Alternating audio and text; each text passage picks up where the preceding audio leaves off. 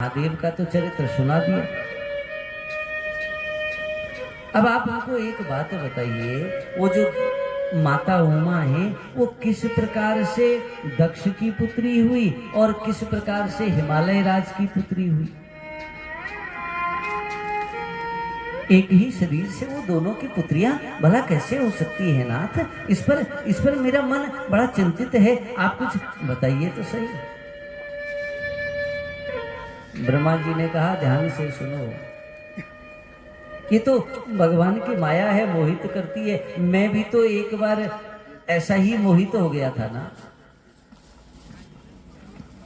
जिस समय मेरे मन में विकार पैदा हो गया था उस समय मैं भी तो इसी तरह से मोहित हो गया। अब तो नारद और आश्चर्यचकित हो गए, कहने लगे, हे प्रभु, हे भगवान, एक बात बताइए, हे पितामह, आप भी मोहित हो गए?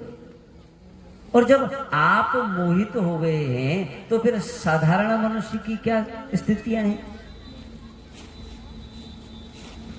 ब्रह्मा जी कहने लगे कि नारद सुनो, मैं तुमको एक बार की कथा सुनाता हूं, और ये कथा ना मुझे भी स्वयं भगवान विष्णु ने सुनाई है।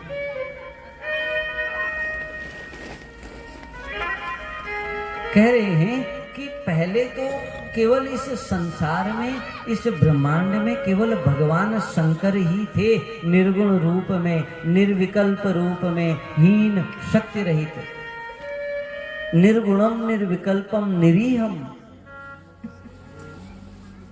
और उसके बाद धीरे धीरे सृष्टि हुई। भगवान के वामांग से विष्णु भगवान ने अवतार लिया और भगवान के दक्षिणांश से ब्रह्मा जी ने अवतार लिया। यहीं पर से ब्रह्मा जी कथा सुनाने लगे कि अब मैं तुमको यहाँ से आगे की कथा सुनाता हूँ। इसी समय दक्ष प्रजापति इत्यादि की भी उत्पत्ति हुई है और उसी समय एक श्रेष्ठ युवती भी वहां प्रकट हुई।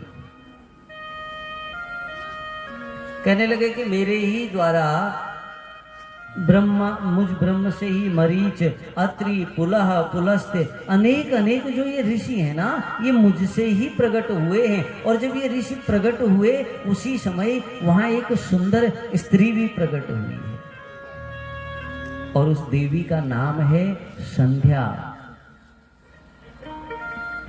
और ये नारद, इतना ही नहीं हुआ, जब वहां एक स्त्री प्रकट हुई उसी के बाद एक सुंदर पुरुष भी वहां पर प्रकट होता है। और उस पुरुष का स्वरूप देख कर तो मानो इस ब्रह्मांड में जो उसको देख लेना मोहित हो जाए, वो तो उसके स्वरूप को देखे बिना रहे ही नहीं।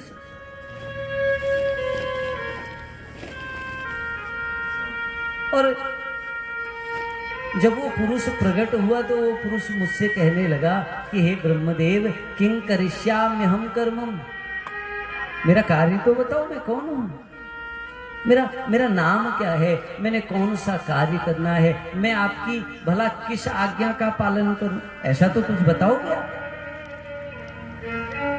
ब्रह्मा जी उससे कहने लगे कि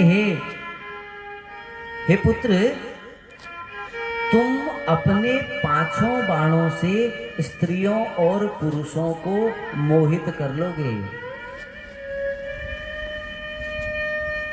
और उसी के बाद सनातन सृष्टि की रचना होगी। और सबसे बड़ी बात तो ये है, हे पुत्र, कोई भी तुम्हारा लंघन नहीं कर पाएगा, कोई तुमको जीत नहीं पाएगा, इतना सरल नहीं होगा। और क्या कहा है, अहम वा वासुदेवो वा स्थाणुर्वा पुरुषोत्तमः, मैं स्वयं विष्णु और यहाँ तक कि महादेव भी तुम्हारे अधीन रहेंगे।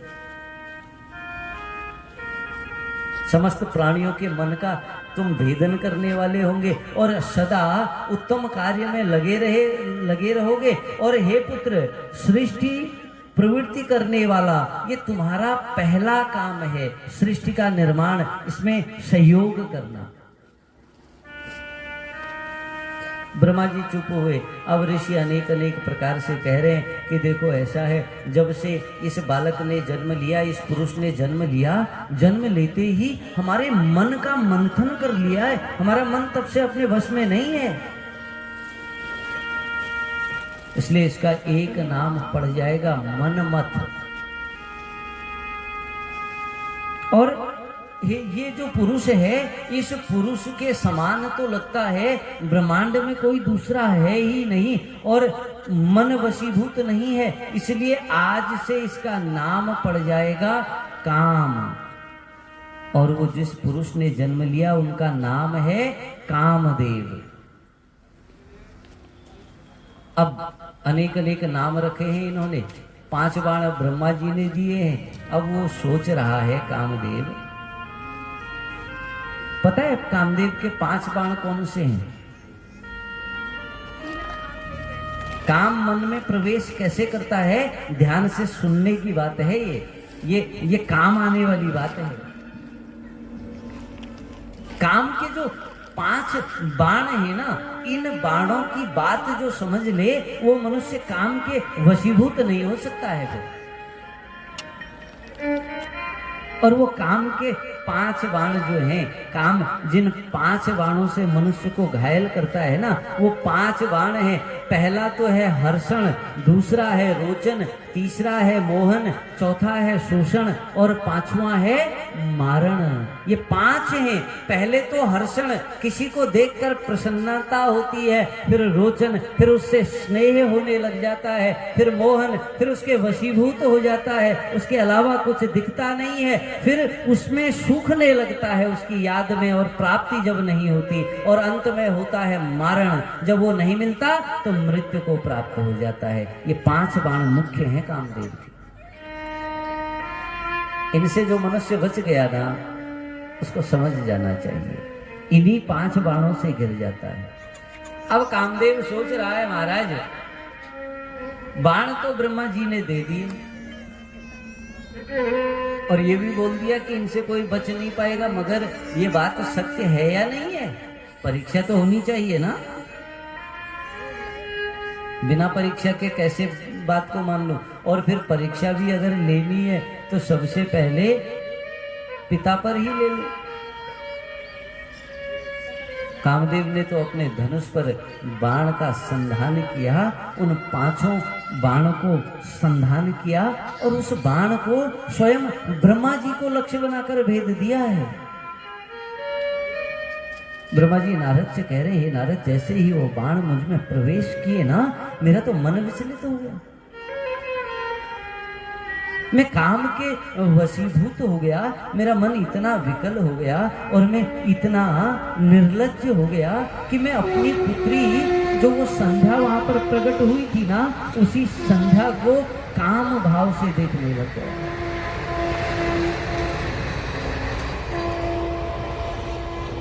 और हे नारद, उस कामदेव के बाणों ने मुझ ब्रह्मा को भी पूरा दिग्भ्रमित कर दिया।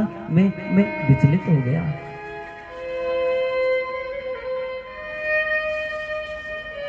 मैं अपनी उस पुत्री को सकाम दृष्टि से जब देखने लगा ना, तो जो मेरा पुत्र धर्म है वो बड़ा विचलित हो गया। वो धर्म सोचने लगा कि अगर आज ब्रह्मा जी मोहित हो गए ना, तो फिर तो ये सृष्टि समाप्त हो जाएगी। इसलिए दौड़ कर शंकर भगवान के पास गए। देव देव महादेव धर्मपाल नमोस्तुते। हे प्रभु, हे नाथ, हे महादेव, बार बार आपको वंदन है, अभिनंदन है मेरा। और हे नाथ, आप ही रोक सकते हो, क्योंकि मेरे पिता ब्रह्मा जो है ना, वो स्वयं आज काम के वशीभूत हो गए, अपनी पुत्री को सकाम दृष्टि से देख रहे। नाथ, अधर्म होने से आप ही बचा सकते हैं। शंकर भगवान ने इन बातों को सुना, बड़े परेशान हुए। शंकर भगवान उस स्थान पर आए, भगवान वहां पर प्रकट हुए। भगवान ने ब्रह्मा को देखा, ब्रह्मा की बुद्धि भ्रष्ट हो गई है, तो कहने लगे, हे ब्रह्म देवता, आप जैसे विद्वान के मन में अपनी पुत्री को देखकर काम का भाव प्रकट भी कैसे हो गया?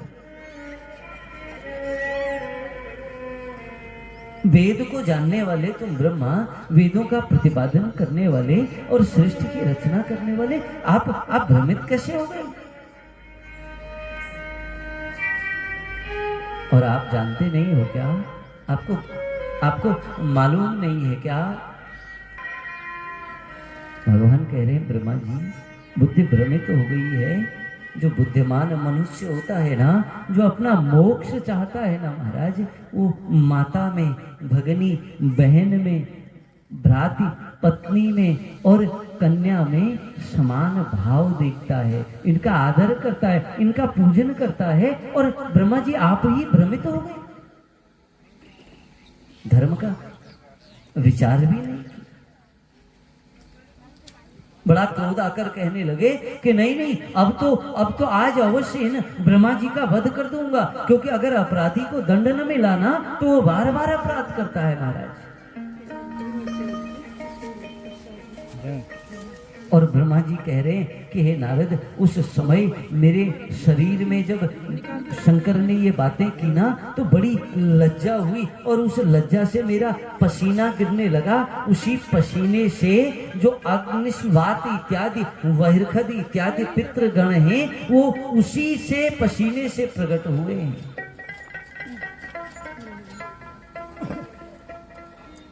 अनेक अनेक प्रकार से बताया। अब तो कहने लगे, शंकर भगवान बड़े क्रोधित हो गए, और जब शंकर भगवान क्रोधित हो गए उसी समय मैंने काम को भी श्राप दिया। मैंने काम से कहा, हे काम, मैं तुझे श्राप देता हूं, तू तत्क्षण शिव का अपराध करेगा और उस अपराध से तू उसी समय भस्म हो जाएगा। और नारद ये सुनते ही काम हाथ जोड़कर बोला, हे पिता, मेरा क्या अपराध है? आपने तो ये वरदान दिया था ना मुझे कि सब मेरे वशीभूत रहेंगे, मैंने उसी वरदान का प्रयोग किया, मैंने तो कोई अपराध नहीं किया है। कामदेव की इन बातों को सुनकर ब्रह्मा जी कहने लगे, मैंने बोला कि हे काम, देखो तुमने अपने बाण का प्रयोग मुझ पर किया, उस बाण से मैं अपनी पुत्री पर काम दृष्टि रखने लगा, इसलिए अपराध तो किया है तुमने, और मैंने तुम्हें श्राप भी दिया। परंतु ध्यान रखो, ये जो शंकर भगवान से मैंने भस्म होने का श्राप दिया ना, वही शंकर भगवान तुम्हें फिर से जन्म भी देंगे, तुम्हें फिर से जीवन भी देंगे। ब्रह्मा जी का वध करने के लिए भगवान शंकर तैयार हुए। अनेक अनेक प्रकार से विष्णु भगवान ने समझाया, तब भोलेनाथ माने हैं। ब्रह्मा जी कह रहे हैं कि हे नारद, अब मैं तुम्हें सुनाता हूं उसके बाद देवी संध्या ने क्या किया। कहने लगे, उसके बाद भगवान भी चले गए, सब देवता भी चले गए, मैं भी चला गया। वो जो मेरी पुत्री संध्या है ना, उसने भी इस शरीर को त्याग दिया, और त्याग कर अगले जन्म में वो अरुंधति के रूप में उन्होंने जन्म लिया है। नारद जी ने कहा, भी पितामह एक बात बताओ, फिर वो संध्या ने अरुंधति का जन्म कैसे लिया? ब्रह्मा जी कह रहे हैं कि जब ऐसी घटना घटी, जब मैं भी चला गया, तो मेरे जाने के बाद क्या हुआ, मेरी पुत्री जो वो संध्या है ना, वो विचार करने लग गई है। कह रही है, मुझे देखकर ही मेरे पिता के मन में काम भाव आया था, अब इस शरीर को धारण करके कोई लाभ नहीं है। मेरे इस शरीर से ही तो, मेरी इस शरीर से ही तो अपराध हुआ है ना, इसलिए नहीं, अब मैं इस शरीर को धारण नहीं करूंगा।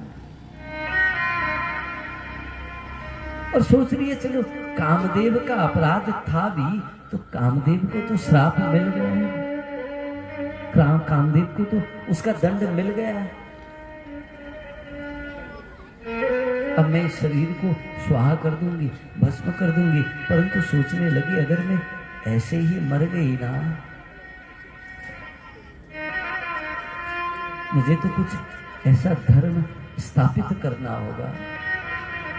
मैं पापी नहीं हूं, मुझसे पाप भी हो गया,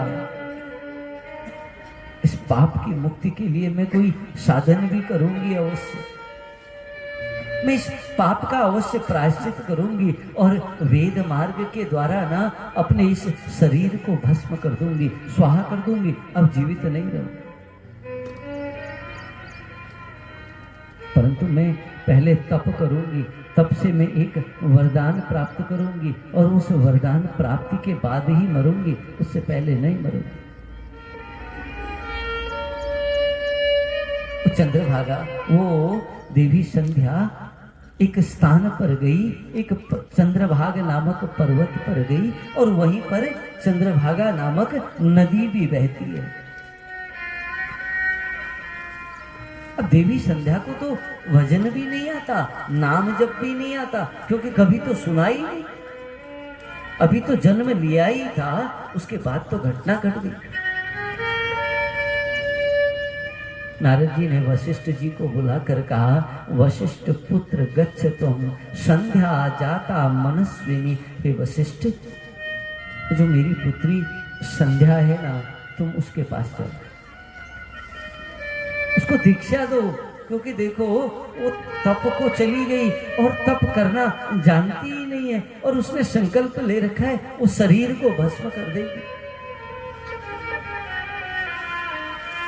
और एक बात और है वशिष्ठ जी, अपने इस स्वरूप में मत जाना, क्योंकि उस सभा में वो देवी संध्या ने आपको भी देखा है, वो अब आपसे बात नहीं करेगी।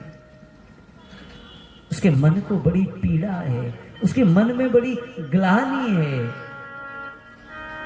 इसलिए स्वरूप बदल कर जाना, नहीं तो इस स्वरूप में वो तुमसे बात ही नहीं करेगी।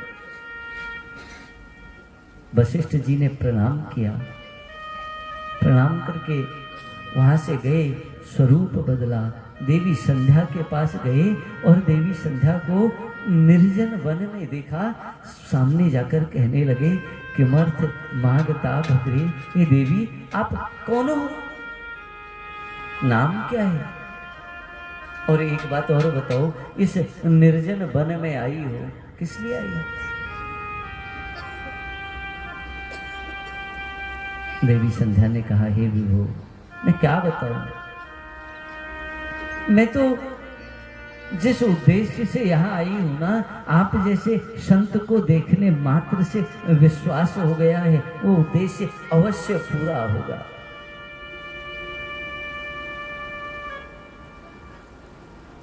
तप करने आई हूं और ब्रह्मा की पुत्री हूँ, संध्या नाम से प्रसिद्ध हूँ। अब आपको अगर मुझे कोई समझ में आती है तो कोई बात बताइए, कोई उपदेश दीजिए, अगर मेरी पात्रता आपको लगती है तो।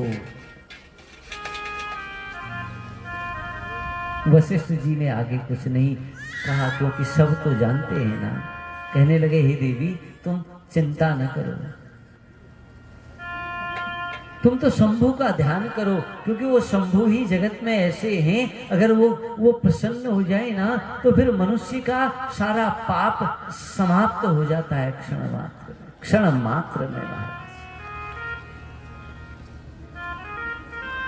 और हे देवी, ओम नमः शंकराय ओम, इस मंत्र का निरंतर जाप कर लेना। और ये सत्य बात है महाराज, जो इस मंत्र का ओम नमः शंकराय ओम मंत्र को जपता है, उस मनुष्य के सारे पाप समाप्त हो जाते हैं। मौन मंत्र है, मौन तपस्या है देवी, इसलिए तुम इस तपस्या को करना, तुम्हें अवश्य शंकर मिलेंगे। और जब शंकर मिल जाते हैं ना, पाप स्वाहा हो जाता है, कुछ शांति मिली देवी संध्या को। अब तो भगवान शंकर का ध्यान करने लग गई है, भगवान शंकर का ध्यान कर रही है। भगवान भोलेनाथ, भूतनाथ भगवान वहां पर प्रकट हुए और देवी संध्या के सामने प्रकट हुए, तो देवी संध्या स्तुति कर रही है।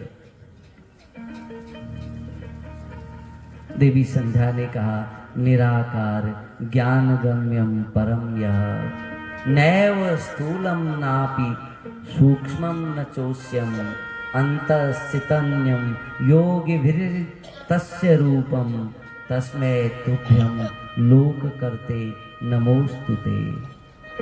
हे भगवान, हे निराकार, हे ज्ञान गम्य, हे स्थूल, हे सूक्ष्म,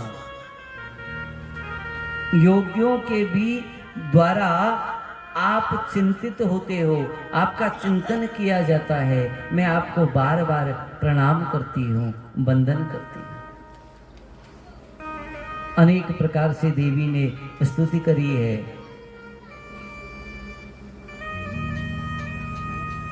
भगवान प्रसन्न हुए, भगवान ने कहा देवी वर मांग लो, कोई बात नहीं। अब देखिए देवी ने क्या वर मांगा। देवी संध्या कहने लगी कि हे महेश्वर, यदि आप मुझसे प्रसन्न हो गए हैं, यदि आपको लगता है मुझे वर देना चाहिए, तो मैं एक वर मांगती हूं और अवश्य वो वर देना है। कहा वर क्या है? आज से एक वर दीजिए कि जन्म लेने वाला जो जीव होगा इस संसार में, वो जन्म लेते ही कभी भी सद्य काम युक्त नहीं होगा, क्योंकि संध्या के साथ हुआ था ना। कहा जो भी जन्म लेगा, जन्म से उसके अंदर काम प्रवेश नहीं करना चाहिए। दूसरा वर, मैं प्रसिद्ध हो जाऊं, मेरा ऐसा नाम हो जो आज तक किसी स्त्री का न हुआ हो। और दूसरी बात, मेरी जो भी संतान इत्यादि होगी ना, वो कभी भी काम जनित न हो बस। और जो मेरा पति होगा, वो पति भी मेरे अतिरिक्त किसी अन्य स्त्री में काम दृष्टि ही न रखे। और यदि किसी अन्य स्त्री को काम दृष्टि से देखेगा, तत्काल उसी समय नष्ट हो जाएगा। प्राणी मात्र के लिए उसी दिन से जब भगवान शंकर ने भी वरदान दिया कि हे देवी देखो, जो जन्म लेके आज से युवा होने तक जो 4 अवस्थाएं हैं, उसमें मैं तुम्हें वरदान दे रहा हूं कि मनुष्य उस अवस्था में कभी भी काम भाव को धारण ही नहीं करेगा। ये जो शैशव भाव हैं, इसमें पहला तो बाल भाव, दूसरा कौमार्य भाव, तीसरा यौवन और चौथा है वार्धक्य, जब मनुष्य युवा हो जाता है। कह रहे इनमें पहले 2 चरणों में काम उसमें प्रवेश नहीं करेगा। ये वरदान तुम्हारी वजह से दे रहा हूं, और धन्य माननीय महाराज, देवी संध्या की वजह से सुरक्षित हैं सभी मनुष्य। फिर कहा हे देवी, अब एक बात और है, मैं तुम्हें तुम्हारी बात याद भी दिलाऊं, क्योंकि तुमने तो संकल्प लिया है ना कि मैं इस शरीर को समाप्त कर दूंगी। तो संकल्प की पूर्ति तो अवश्य करनी है। शरीर तुम समाप्त कर लो, मैं तुम्हें उपाय बताता हूँ। मेधातिथि नाम के जो ऋषि हैं, वो 12 वर्ष तक चलने वाले यज्ञ को कर रहे हैं। आप उस यज्ञ में जाओ और उस यज्ञ में अपने इस शरीर को समाप्त कर दो, उसके बाद नया जन्म मिलेगा।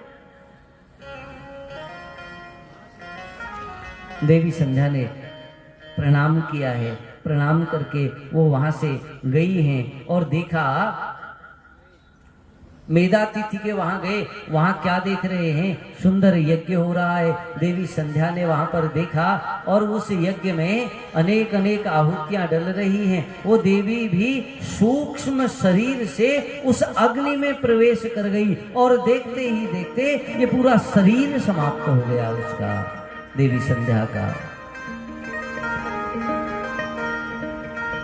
और जब शरीर समाप्त हो गया ना, शरीर समाप्त होते ही उसको उस अग्निदेव ने, अग्नि भगवान ने उसको स्वयं सूर्य लोक की ओर भेज दिया है। और जब सूर्य लोक में वो देवी प्रवेश करती है ना, तो सूर्य भगवान ने उसके शरीर के 2 भाग कर दिए।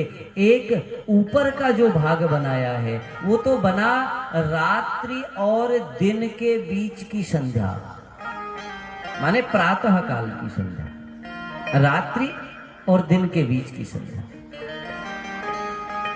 और जो शरीर का शेष भाग था वो रात्रि के, दिन और रात्रि के बीच में होने वाली संध्या के रूप में, माने कि सायंकाल की जो संध्या है उस स्वरूप में उसने उस शरीर को धारण किया। और तब से ये दोनों संध्याएं होती है। अच्छा, एक बात और सोचना, भागवत में कश्यप ऋषि देवी अदिति से कहते हैं कि हे देवी, संध्या के समय जिस मनुष्य के मन में काम का भाव प्रकट होता है ना, वो नष्ट हो जाता है। अब ये देवी संध्या जो है, इनको तो भगवान ने वरदान दिया है ना, तुम पर जो काम दृष्टि रखेगा वो तत्काल नष्ट हो जाएगा। और संध्या, दोनों समय की संध्या, ये उसी का तो समय है, उसी का तो स्वरूप है। इसलिए दोनों संध्याओं में जिसके मन में काम भाव आ जाए ना, उस मनुष्य को समझना चाहिए विनाश होने वाला है। इसीलिए पहले से हमारे लोग कहते थे ना, घरों में जब संध्या का समय होता है तो उस समय दरवाजे बंद नहीं रखने हैं। आजकल भी कहते हो ऐसा? आजकल तो ताला लगा देते हैं दरवाजे पे, अंदर से कुंडी लगा दो, हवा भी ना आए, पर्दा लगा दो, उसके लिए अलग से पर्दा लगा देते हैं।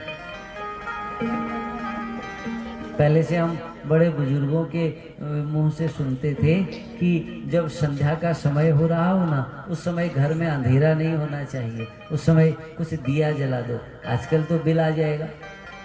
एक कमरा तो ऐसा रहेगा ही जिसमें लाइट न जले, और कोई और नहीं भी रहेगा, कम से कम भगवान का तो रहेगा ही जहां भगवान है। अरे मंदिर में लाइट की क्या जरूरत, बंद कर दो। अच्छा, मंदिर में भी, मंदिर से एक बात याद आ रही है, मंदिर भी तब ना जब भगवान जमीन पर होंगे। आजकल तो लटके मिलते हैं दीवारों पर, एक लाए 100, 200, 300, 400 रुपए का लकड़ी का मंदिर। चलो पैसा तो हमने इसलिए बोला, हो सकता है 10,000 का भी लाओ। अब लाए, उसको बीच दीवार में कील से ठोक दिया, अब भगवान लटके हैं। भगवान सोच रहे हैं सबको तो मैंने लटकाया, इसने तो मुझे ही लटका दिया, बताओ। न मैं ऊपर का रहा न नीचे का रहा।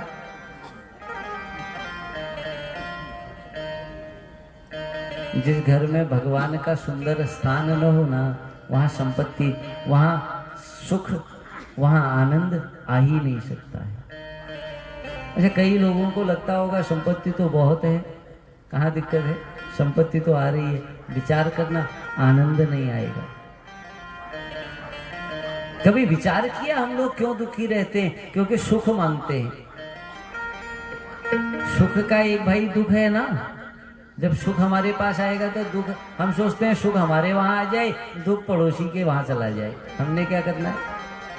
अब पड़ोसी भी तो ऐसा ही सोच रहा है, वो भी तो ऐसा ही सोच रहा है, इसलिए वो सुख क्या करता है, कभी इधर रहता है, कभी उधर जाता है, फिर उधर जाता है, फिर इधर आता है, दोनों रो रहे हैं बेचारे। परंतु विचार करना, कभी आनंद मांगना, आनंद का कोई विलोम शब्द नहीं होता है। जब आनंद का कोई विलोम शब्द नहीं है तो फिर आनंद एक बार आ गया तो आनंद ही रहेगा हमारा। इसलिए सुख की कामना नहीं करनी है, आनंद की कामना करनी है। और संध्या के समय तो शुद्ध मन से पवित्र होकर भगवान का नाम जपना चाहिए। अब उस देवी ने वहां पर शरीर समाप्त किया, उधर तो सूर्य लोक में जाकर दोनों संध्या बन गई, और इधर जब यज्ञ समाप्त हो रहा था, वो मेधा तिथि का यज्ञ समाप्त हो रहा था ना, उसमें से देवी संध्या एक सुंदर कन्या के रूप में जन्म ले लेती है। और ऋषि ने देखा एक सुंदर कन्या का जन्म हो गया, उनको तो सुंदर स्नान कराया है, स्नान कराकर अब उस पुत्री का पालन करने लगे। 5 वर्ष की हुई है तो अनेक अनेक प्रकार से ये भगवान का तप करने लग गई, ध्यान करने लग गई। मरते वक्त एक कामना और की थी वशिष्ठ जी गए थे ज्ञान देने, तो उसी समय देवी ने सोचा जिस मनुष्य ने मुझको भगवान के पास पहुंचाने का ज्ञान दिया वही मनुष्य मेरा पति होना चाहिए। भाई उसी ने तो भगवान से मिलाया, उसी ने तो विधि बताई, और जो भगवान से मिलाने का रास्ता जानता होगा इसका मतलब वो तो काम ही नहीं होगा फिर इसका मतलब। और यही तो चाहती है देवी। और सारे ऋषियों ने, ब्रह्मा विष्णु इत्यादि ने देवी का विवाह वशिष्ठ महाराज से करा दिया। यही वो देवी हैं जो अरुंधति के रूप में जानी जाती है।